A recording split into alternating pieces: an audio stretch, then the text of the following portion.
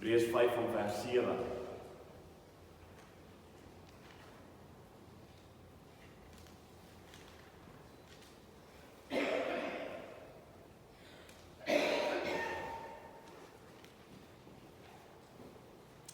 Kom ons buig ons hoofde, want ons besef, as die Heilige Gees nie vir ons die woord oopbreek nie, is daar geen manier dat ons die woord sal kan verstaan. So kom ons buig ons hoofde en ons vra hom om dit vir ons oop te breek.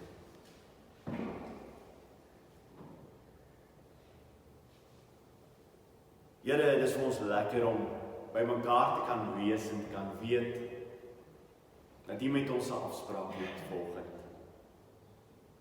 Het is vir ons wonderlik om die woord te kan oopmaak.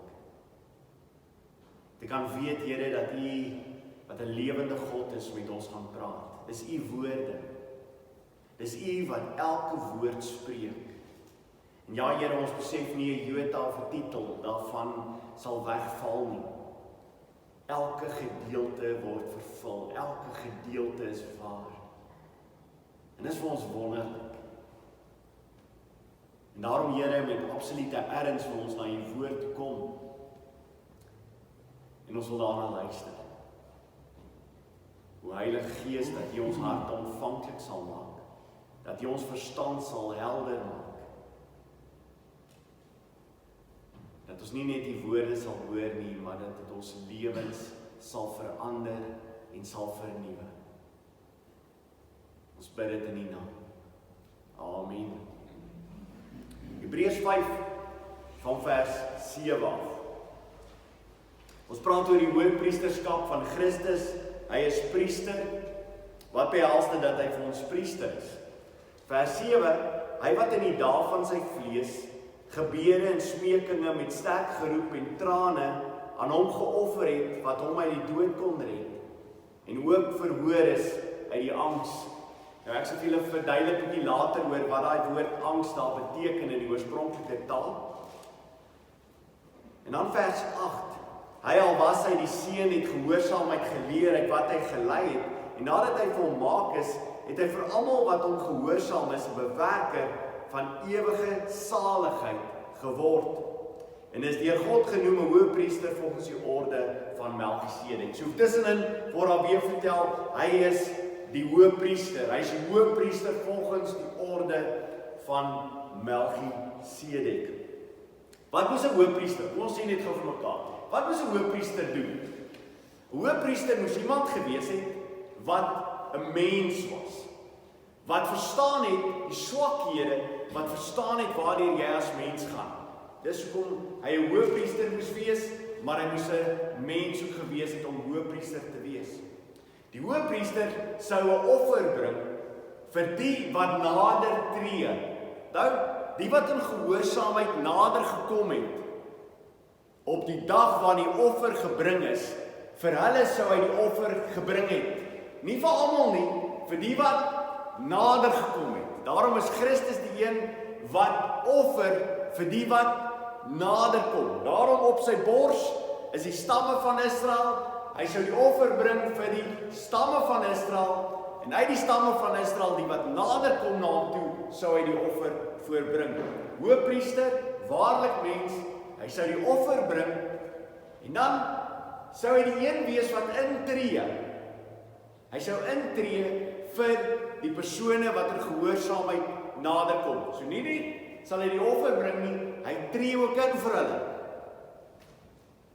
En die ongelooflike is dat ons van Jesus gaan hoor dat hy die een is wat vir ons gaan intree voor die Vader tot in ewigheid, tree hy vir ons in. So die hoëpriester moes waarlik mens gewees het, hy moes die een gewees het wat die offer gebring het, hy moes intree vir ons voor die Vader, en dan moes hy 'n offer bring. En Christus sou die offer ook gewees het. Hy is hoëpriester en hy is die een wat die offer homself gee. Vir die wat nader kom na hom toe, sou hy die offer wees. Volkome hoëpriester. Vanmôre gaan ons kyk na een van die aspekte van hoëpriester, dat hy moet waarlik mens wees. Wat behels dit dat hy waarlik mens moes wees? Vers 7 sê hy wat in die dae van sy vlees gebede en smekinge met sterk geroep en trane aan hom geoffer het, wat hom uit die dood kon red. Waarlik mens, en hy is die een wat met trane ongelooflik bedroef dit wat hy deur moes gaan vir jou en vir my. Nou van die begin af het Jesus het duidelik gemaak dat hy op pad is na Jerusalem toe en dat hy sou sterf. Dit was nie iets vreemd vir hom gewees nie en hy wou dit gedoen het. Op 'n stadium ook is die res van sy disippels stap hulle agter hom en hy stap vooruit en hy's op pad na Jerusalem toe en hulle weet nie wat gaan aan nie, want hy het altyd saam met hulle tussen hulle gestap. Waarom stap hy voor? Maar hy het een doel voor oog gehad om Jerusalem toe te gaan om te gaan sterwe. Dit was nie dat Jesus gevrees het om te sterwe nie. Dit was nie dat Jesus gevrees het om te sterwe aan die kruis nie. Die vrees het nie gegaan dat hy aan die kruis sou hang nie. Daar was 'n ander aspek van die vrees wat na vore gekom het in die tuin van Getsemane. Maar van die begin af was hy met die disippels eerlik daaroor, dis waarvoor hy gekom het. Hy sou sterwe aan die kruis. Luister na 'n paar gedeeltes. Matteus 16 vers 21. Van toe af het Jesus begin om sy disippels te toon dat hy na Jerusalem moes gaan en veel van die ouderlinge en die hoëpriesters en die skrifgeleerdes moes ly en gedood en op die derde dag opgewek het. Jesus het dit verstaan, dis wat met hom sou plaasvind. Matteus 17 vers 22. En terwyl hulle in Galilea rondgaan, het Jesus vir hulle gesê, die seun van die mens sal oorgelewer word in die hande van die mense en hulle sal hom doodmaak. En op die derde dag sal hy opstaan en hulle het baie bedroef geword. Sy disippels word bedroef omdat hy dit vir hulle sê. Matteus 20 vers 17.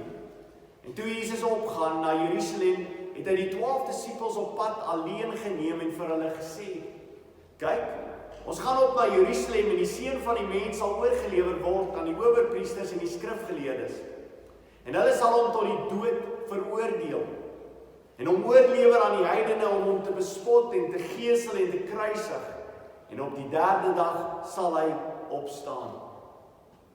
So Jesus het verstaan waarheen hy op pad is. Dit was sy doel voor oë, dis waarvoor hy gekom het. Maar in die tyd van Getsemane ontdek ons, wat maak hom bedroef? Wat maak hom angstig? Wat maak hom so ongelooflik hartseer dat die Hebreers skrywer sê met trane?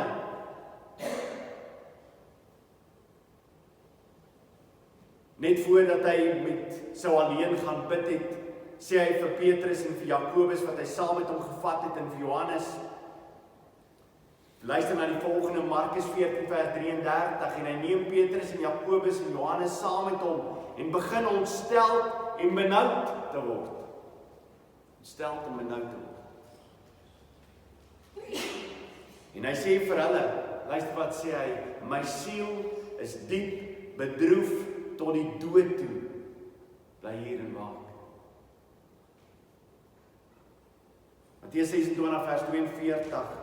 Weer het hy die tweede maal gaan bid en gesê, my Vader, as hierdie beker nie by my kan verbygaan, sonder dat ek dit drink nie, laat U wil geskied. Lukas 22 vers 42. En Jesus het gesê, Vader, as U tog maar hierdie beker van my wil wegneem, laat nogtans nie my wil nie, maar U wil geskied. Wat was dit gewees wat Christus in hierdie ongelooflike angstige tyd laat deurgaan het? Wat was dit gewees wat hom benoud gemaak het, wat hom angstig gemaak het, sodat hy die hoëpriester kan wees wat vir my kan intree, wat verstaan waar die reg gaan? Wat was dit gewees wat hierdie angs veroorsaak het, wat hierdie trane veroorsaak het? Hy sou die sonde van die wêreld, van jou en van my aan die kruis dra. Hy wat volkome God, volkome mens was, wat sonder enige sonde was, sou die sonde van die wêreld, van jou en van my, wat uitverkies is, sou op hom gegooi word.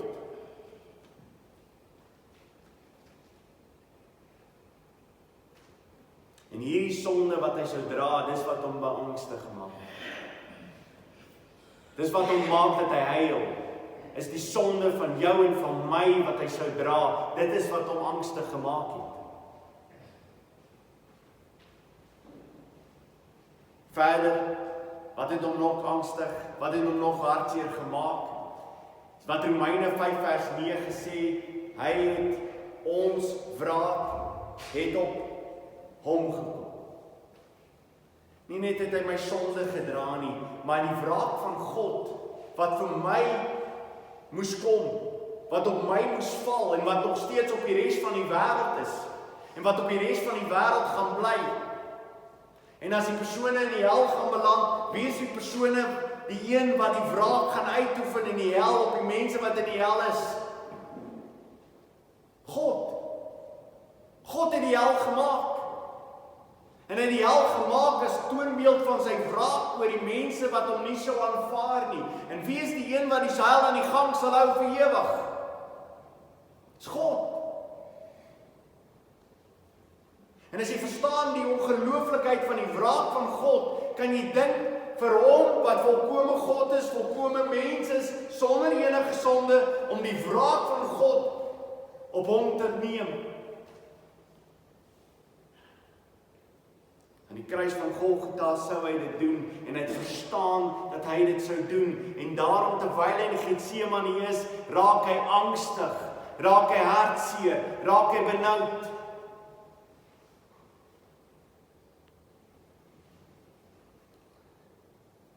Ek wens so dat ons as kinders van die Here so begin raak oor sonde in ons eie lewens.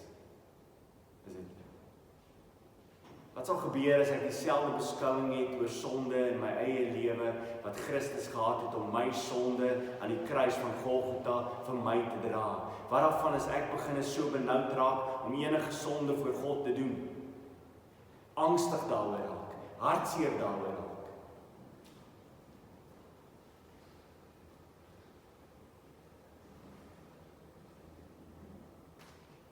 1 Petrus 2 vers 24, wat selfs ons sonde in sy liggaam om die kruis uitgedra het. Luister daarna, wat self ons sonde in sy liggaam aan die kruis uitgedra het. Ons sonde het hy aan sy liggaam gedra, sodat ons die sondes kan afsterwe en vir die geregtigheid lewe. Dis waarom het afgesterwe, sodat jy vir geregtigheid kan lewe, dat jy kan lewe vir dit wat reg is. Deur wie se wonde julle genees is. 2 Korintiërs 5 vers 21 is vir my een van die wonderlikste teksverse. Luister wat sê dit. Want hy het hom wat geen sonde geken het nie. Wat nie sonde geken het nie. Daar was geen sonde in hom nie. Die een wat geen sonde geken het nie, het hy sonde vir ons gemaak.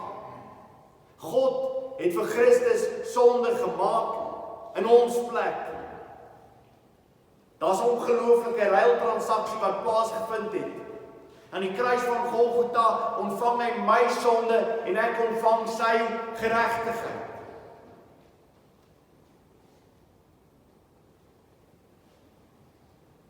Daai sonde wat ek elke dag in my lewe, die sondes wat ek elke dag in my lewe doen, is oorgedra op hom. En hy het dit gedra, en die angs daarvan, en die benoudheid daarvan, en die wraak daarvan, en die straf daarvan, alles daarvan het hy gedra aan die kruis van Golgotha, sodat Johan Lou kan vrykom.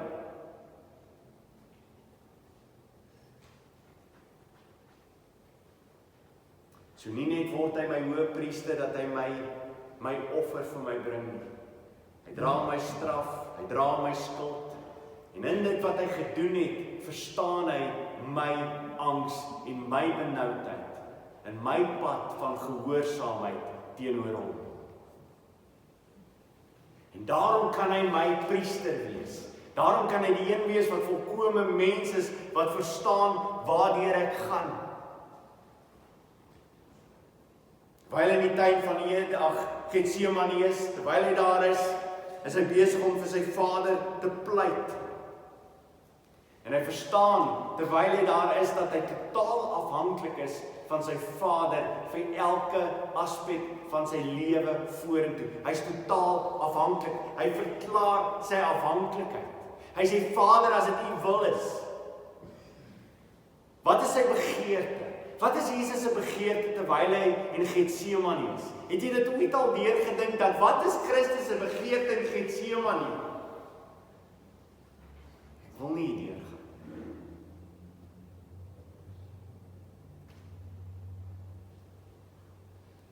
Sonde ooit in jou lewe ligte raak, ligtelik na sonde kyk. As jy ooit in 'n kerk is wat ligtelik na sonde kyk, gaan terug na Getsemane en verstaan waardeur Christus deurgegaan het en in Getsemane vir jou en vir my. En jy kan nie weer ligtelik na sonde kyk nie.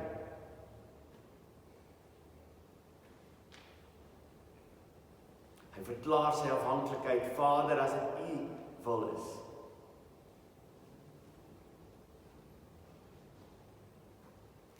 En dieselfde wil hy hê van elkeen van ons in ons lewens. As jy die pad van gehoorsaamheid wil lewe, dan het jy nodig om vir Christus te volg. Dan het jy nodig om te doen wat Christus gedoen het. En wat doen hy in gehoorsaamheid aan sy Vader? As hy die pad van gehoorsaamheid wil stap, wat voor die grondlegging van die aarde bepaal is. Daar was niks wat verander het in die plan van God nie. Niks wat Adam gedoen het God geskok nie. Toe Adam sonde gedoen het God nie gesê, wat dan maak ons nou nie? Voor die grondlegging van die aarde het hy geweet Adam en Eva se sonde doen, en voor die grondlegging van die aarde was daar 'n plan gewees, 'n volmaakte plan gewees, wat uit sou loop tot Jesus Christus wat sterwe aan die kruis. Dit was die plan.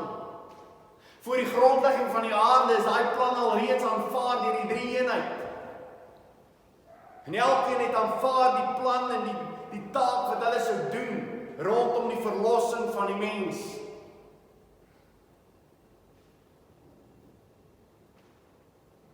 As ek dan in my lewe wil leer wat dit beteken om gehoorsaam te wees, en dis wat ons oor gaan praat. Want op die ou ende sal hy sê dat hy dit gedoen het vir die wat gehoorsaam sou wees. Vir die wat gehoorsaam sou wees, vir die wat nader sou kom aan die offer. As die hoëpriester die offer bring, het jy nodig om nader te kom en te sê, vir my, ek het dit nodig vir my, offer vir my.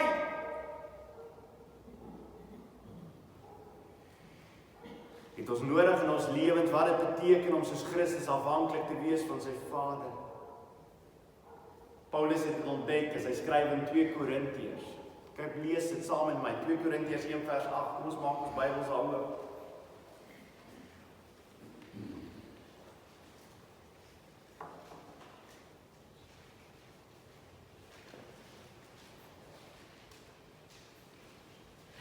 Korintiërs 1 vers 18.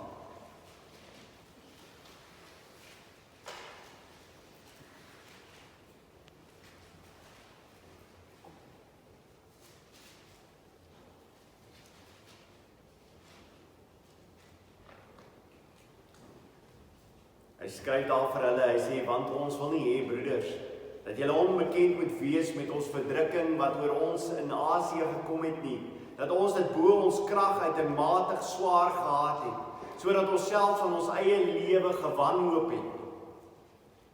Vers 9, ja, ons het alself by onsself die doodvonnis oor ons gehad, sodat ons nie op onsself sou vertrou nie, maar op God wat die dode opwek.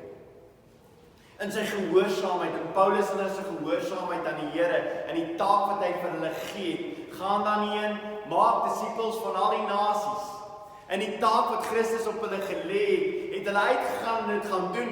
En wat het hulle ervaar in hulle lewens toe hulle gehoorsaamheid aan God begin lewe? Dis vervolg.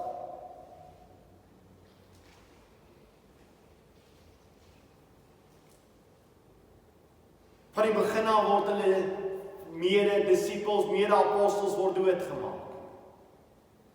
Paulus het ongelooflik swaar gehad en hy vertel daarvan as hy vertel van sy apostoliese gesag wat hy verdedig in hoofstuk 11 van 2 Korintiërs. Kom en hy vertel vir hulle waardeur hy is, hoeveel keer hy geslaan is.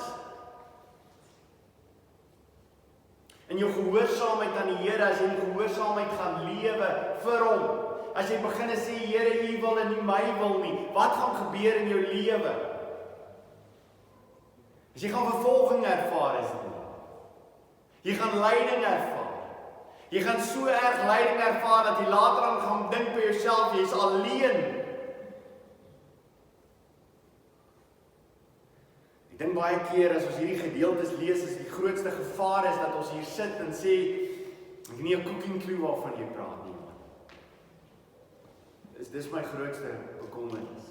My grootste bekommernis is dat Christene na die boodskap vanmôre kan luister en sal sê, weet nie eintlik waaroor Johan praat vanmôre nie. Die rede hoekom ons nie weet waaroor dit vanmôre gaan nie, is omdat ons nie in gehoorsaamheid aan God lewe in ons daaglikse lewens nie. Dis nie so nie. Dis nie dit ons probleem.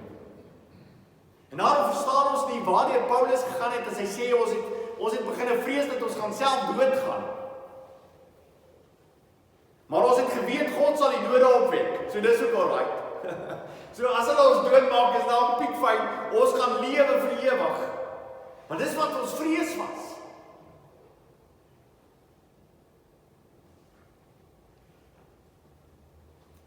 Paulus kan skryf in Filippense 4 vers 11. Luister hierna, is vir my ongelooflik mooi. Al wat ons baie keer ken is die vers 13. Kom lees vers 13 en ek weet jy gaan dit ken. En dan gaan ek vir jou die res van die gedeelte lees. Vers 13 sê ek is tot alles in staat deur Christus wat my krag gee.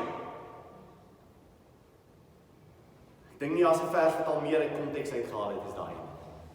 Nou luister wat sê hy voor dit in vers 11 en 12. Hy sê nie dat ek dit uit gebrek sê nie, want ek het geleer om vergenoeg te wees met die omstandighede waarin ek is. Vergenoeg beteken jy's tevrede. Jy's tevrede. Ek het alles. Ek is tevrede met waar ek is op hierdie stadium in my lewe. Ek is tevrede. Ek het niks meer nodig nie. Kyk. Ek is vergenoeg met die omstandighede waarin ek is. Ek weet om verneder te word. Weet ook om oorvloed te hê.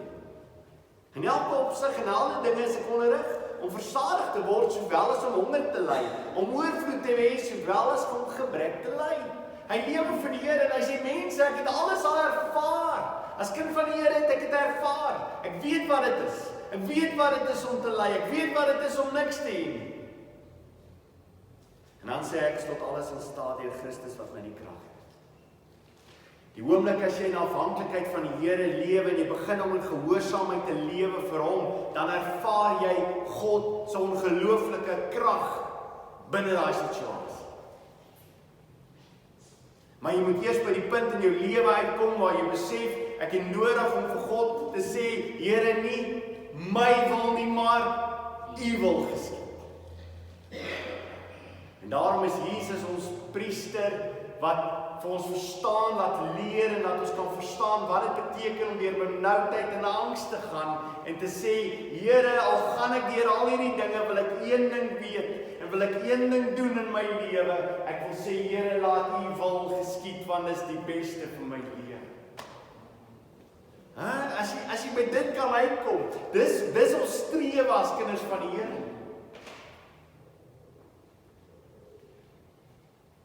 Ek wil jy moet teruggaan na Hebreers 5 vers 7. Ek wil daai laaste gedeelte saam met jy net hanteer van Hebreers 5 vers 7.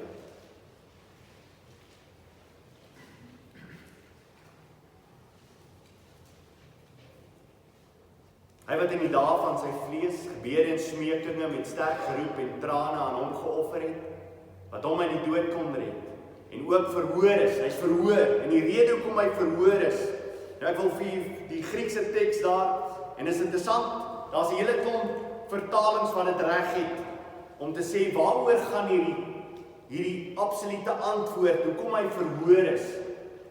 Die English Standard Version vertaal dit so: He was heard because of his reverence. Because of his reverence. Die King James Version sê omdat hy gevrees het. Omdat hy gevrees het. So die angs, waaroor gaan die angs wat die ou vertaling vir jy sê? Dit gaan oor 'n absolute ontzag en 'n vrees vir sy vader. Het hy gedoen wat sy vader wou gehad het en nie sy eie wil nie.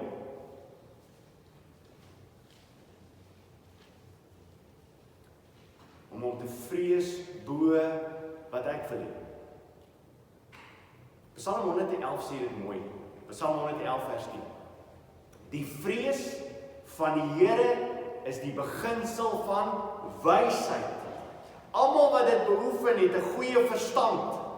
Wil jy weet of jy 'n goeie verstand het? Dis nie wie kan nie. Iemand met 'n goeie verstand is iemand wat weet ek het nodig om vir God te vrees bo enigiets anders in my lewe. En is dit nie ons probleem nie? Dink by jouself, as jy begin ontsteld raak, en jy begin dink by jouself, hoor hierso, ek is nou in die situasie, ek moet nou vir die Here getuig en alles, wat is jou probleem? Waar is jou vrees op daai stadium?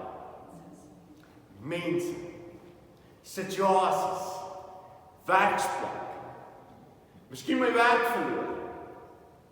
Terwyl die Bybel sê, as jy wil verstaan wat dit beteken om vir die Here te lewe, het jy nodig om een ding te weet, die vrees van die Here is die beginsel van wysheid. Vrees jy die Here bo enigiets anders, en dan is jy wys, dan is jy slim. Want as jy weet hoe groot God is, as jy verstaan hoe groot God is, dan sal jy niemand anders te vrees nie. Maar omdat jy nie verstaan wie God is nie, dis die probleem. Omdat jy nie verstaan wie God is nie, daarom verstaan jy nie werklik waar hoe baie jy hom moet vrees nie. Hoe groot hy is, hoe almagtig hy is. En ongelukkig vandag in die kerke word God al hoe kleiner en al hoe kleiner en al hoe kleiner gemaak. Omdat mense begin om sekere dele van sy Bybel net af te skryf en te sê, wel, ek weet nie, en ek dink nie, en ek kan nie, en ek hoef nie, en ek weet nie. Daar's geen vrees van God meer in die kerk nie. Om God te vrees. Om hom te vrees bo enigiets anders. En waarom is Jesus beantwoord, sê die gedeelte, omdat hy sy Vader gevrees het, meer as die situasie.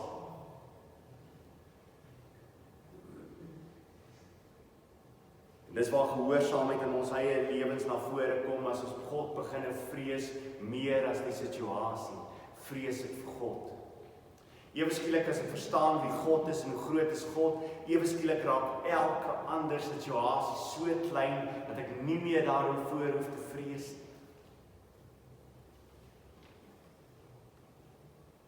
Daarom is hy verhoor. Jou vraag kan baie maklik wees, maar is Jesus verhoor? Hy het gepleit in Getsemane. Hy het gesê, Vader, asseblief. Hy het gedoen onder trane. Dit was so erg geweest dat die sweet het van hom afgetap, soos bloeddruppels so val op die grond. Dis die ongelooflike angs waardeur Jesus was in Getsemane, terwyl hy pleit vir sy Vader, dat hierdie beker by hom verby sal gaan. En tog sê die gedeelte, dat hy beantwoord is. Maar hy is aan die kruis. Hy is dan kruis toe. Hy het dan gesterf aan die kruis.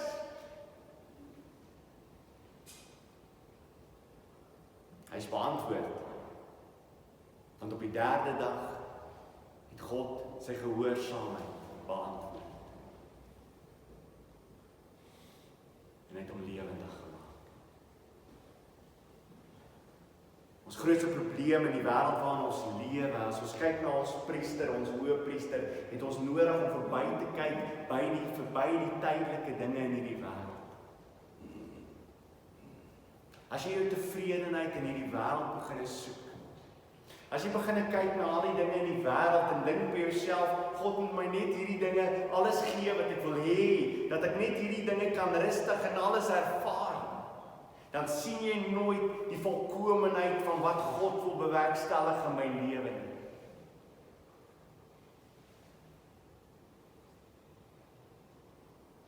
Die vroeë kerk kon sien dat te midde van die ongelooflike vervolging wat hulle ervaar, in dit is God.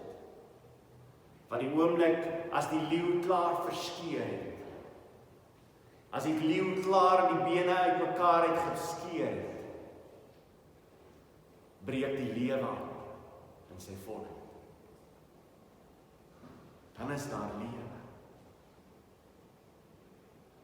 En daarom sê hierdie gedeelte vir ons, Christus het gehoorsaamheid geleer. En dis 'n interessante gedeelte om vir mekaar te sê, Christus het gehoorsaamheid geleer. Christus wat volkome God is, volkome mens is, het gehoorsaamheid geleer. Wat beteken dit dat hy gehoorsaamheid geleer het? Dis my amazing. As jy nou saam met my na Lukas toe gaan, blaai saam met my na Lukas 2 vers 52. Lukas 2 vers 52.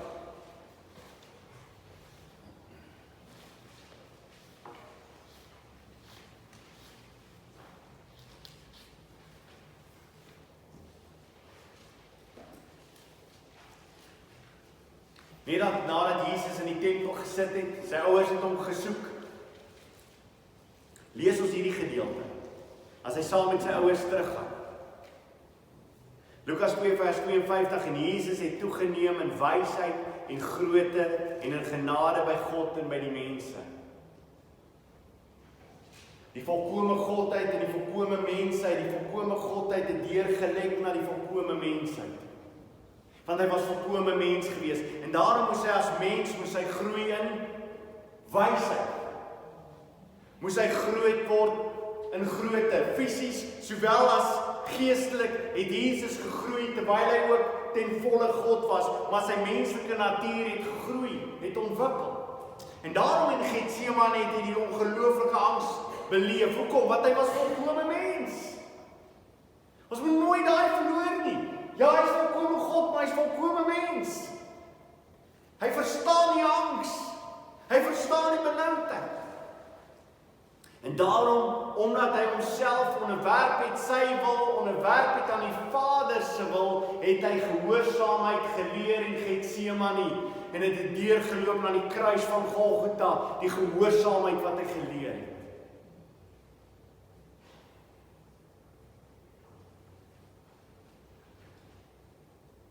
Filippense 2 vers 8 stel dit vir my so mooi, in die gedaante gevind as 'n mens, het hy homself verneder deur gehoorsaam te word tot die dood toe, ja, die dood aan die kruis, het hy homself verneder deur gehoorsaam te word, hy het homself ontledig, hy het minder geword, sodat sy Vader meer kon word. Hy het sy wil in sy Vader se wil geplaas en sê, Vader, U wil geskied en nie myne nie. En so kom as jy Onse Vader lees, wat hoor jy? Laat U wil geskied. Het gaan oor my Vader se wil, nie my wil nie.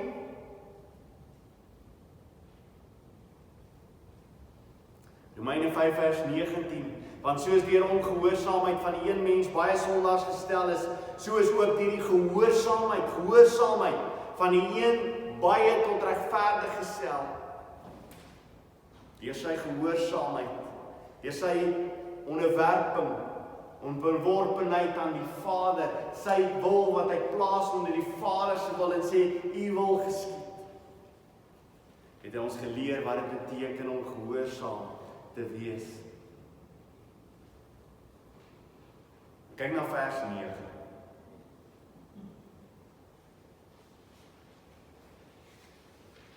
En nadat hy volmaak is, hy die volmaakte bereik. Nadat hy gedoen het wat die Vader wou gehad het, hy moes doen, het hy die volledige, die volmaakte bereik in sy lewe. En dis wat gebeur met jou en met my, as ons ons wil plaas onder die Vader se wil, as ons begin en sê, Here, nie my wil, nie maar U wil. En dan begin ons nie meer te vrees vir situasies nie. Dan begin ek te besef, Here, U is in beheer van alles.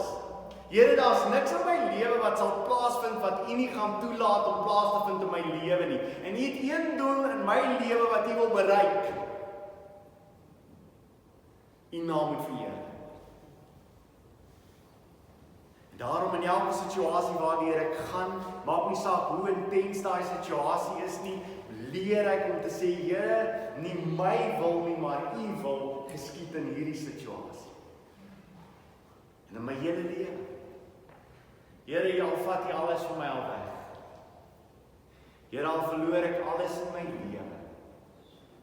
Mag U naam verheerlik word. Dit oor U gaan, nie oor my nie. Daarom is Jesus vir ons hoëpriester.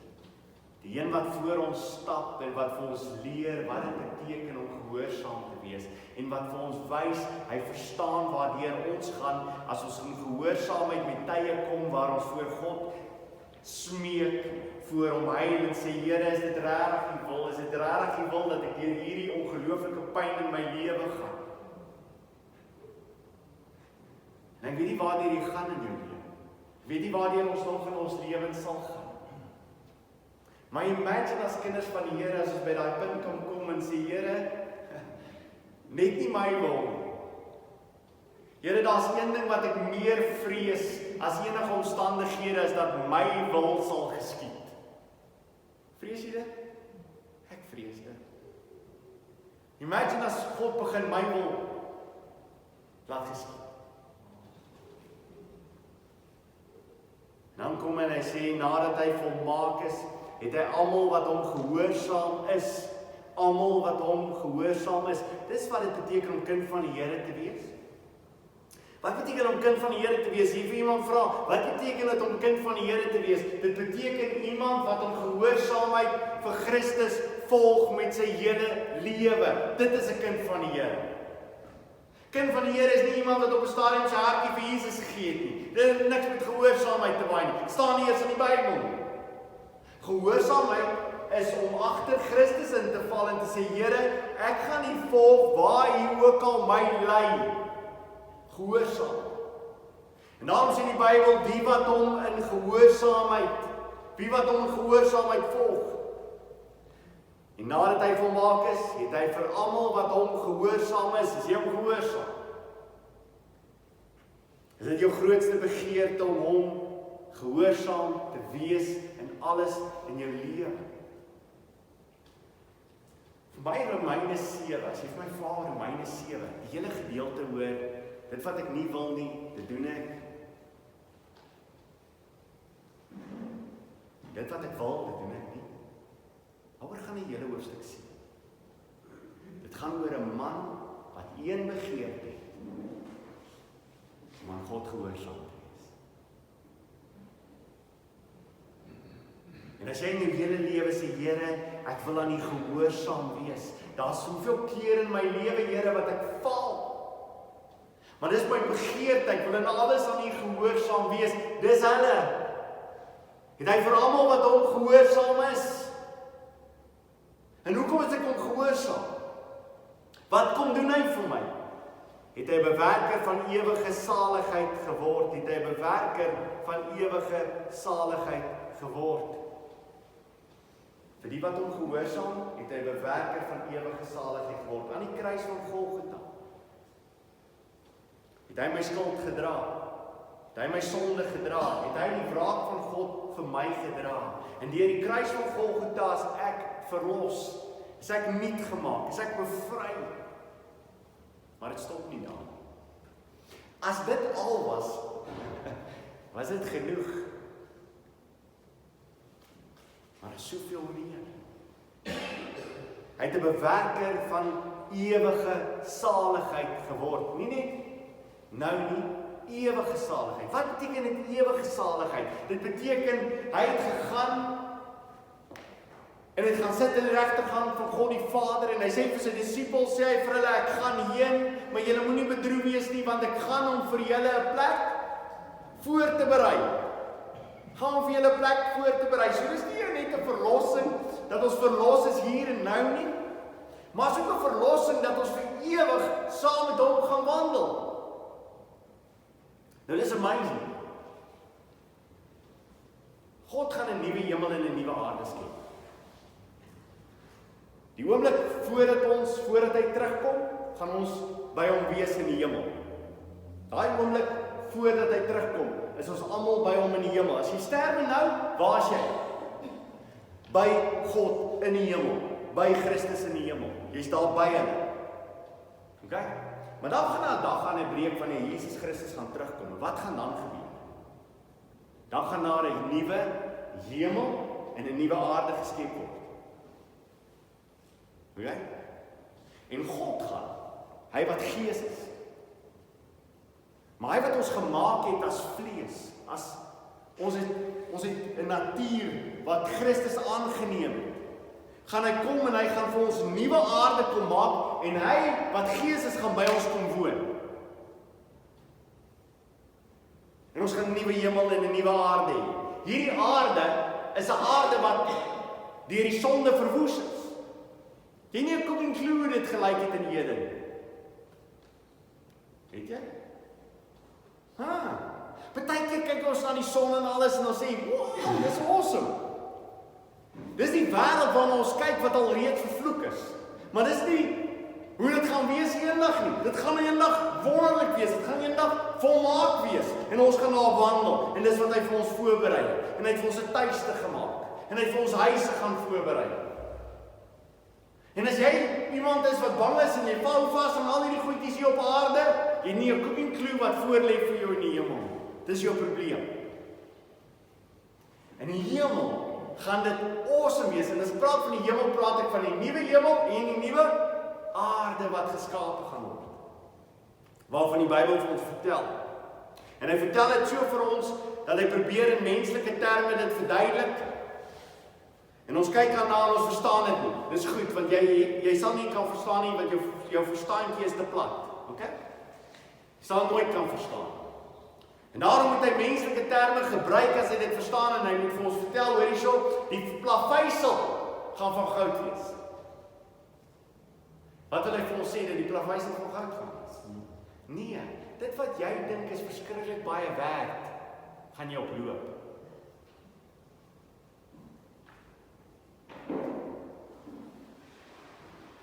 Luister wat sê Paulus. Paulus sê in Romeine 8 vers 18, want ek reken dat die lyding van die teenwoordige tyd nie opweeg teen die heerlikheid wat aan ons geopenbaar sal word nie. Dit kan nie opweeg nie.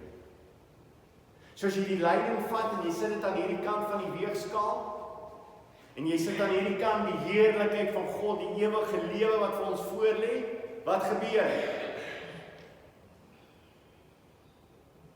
Jy kan dit nie vergelyk. Maar ek moet vir jou sê, my bekommernis baie keer is ervaar ons lyding vir Christus in ons lewens. En dis wat hy sê. Hy is besig om te praat oor kinders van die Here wat in gehoorsaamheid lewe. Hy sê, as jy in gehoorsaamheid lewe, wat gaan jy ervaar terwyl jy op die aarde lewe? Lyding. Maar as jy bekommerd is oor die lyding kan nie opweeg teen die heerlikheid wat jy sal hê as jy saam met God is.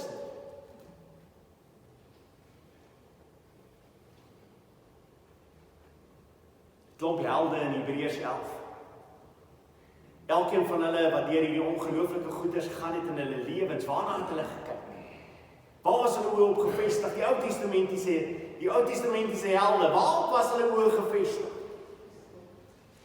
Hebreers 11 vers 16, maar nou verlang hulle na 'n beter een. Dit is 'n hemelse. Daarom skaam God hom nie vir hulle om hulle God genoem te wees nie, want hy het vir hulle 'n stad berei. Moses wou nie in die Farao se paleis bly nie, want hy het 'n beter paleis waarna hy het gesien het. Abraham het sy tuiste verlaat en hy het gegaan na 'n ander tuiste toe en hy het nooit eens 'n stukkie grond daar besit nie. Hoekom? Want hy het uitgesien na 'n beeste tuiste. Hebreërs 12 vers 2 is mooi vir my, die oog gefestig op Jesus. Hoe kom ons deur al hierdie goed? Hoekom kom ons deur al hierdie goed in ons lewe? Hoe kom ons daar deur? Die oog gefestig op Jesus. Die leidsman en die volleider van die geloof wat vir die vreugde wat hom voorgehou is. Luister maar, my ongelooflik mooi. Hoe het Christus deur dit gegaan? Terwyl hy in Getsemane is, die angs wat hy deur gehad het. Hoe het hy deur dit gegaan? Luister mooi. Wat vir die vreugde wat hom voorgehou is, die kruis verdra. Die skande verag het en aan die regterhand van die troon van God gaan sit het. Toe Christus in die tuin van Getsemane is en die angs is oor hom. Waar was sy gedagtes op daardie oomblik? Die hemel. Dit wat hy sou ontvang as hy ontvang word in die hemel en sy sit aan die regterhand van sy Vader. Hy is ons priester. Hy verstaan waar jy gaan as jy die gehoorsaamheid aan hom lewe. Maar ek wil hê ons moet hom voor oë hou as ons besig is om vir die wêreld van hom te vertel. En mense spot ons, mense maak dit moeilik vir ons. Dat ons sal onthou dat terwyl hy in Getsemane was,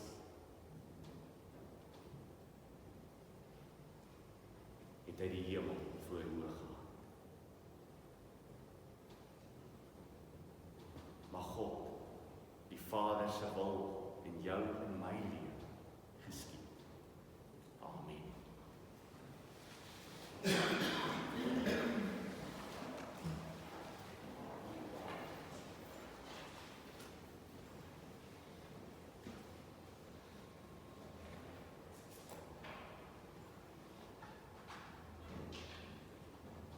Ja, Here Jesus, U is die volmaakte Hoëpriester.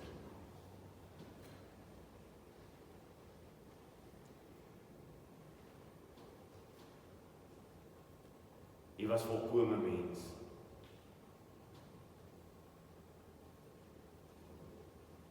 En as ek op my benoudste is, en die meeste angs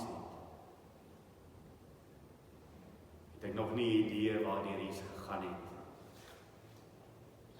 Omdat U weet, U moes my sonde aan die kruis dra nie, en die wraak van die Vader.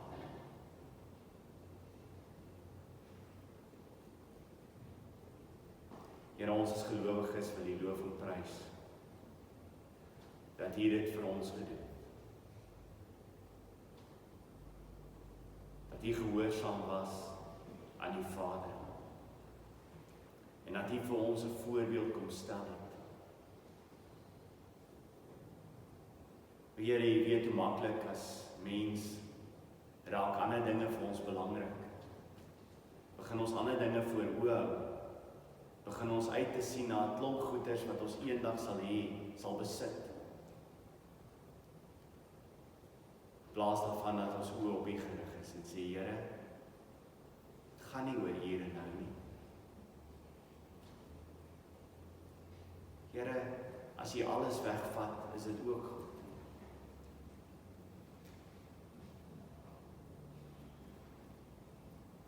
Ja, Here, want vir my is die lewe Christus, en die sterwe is 'n wins. Amen.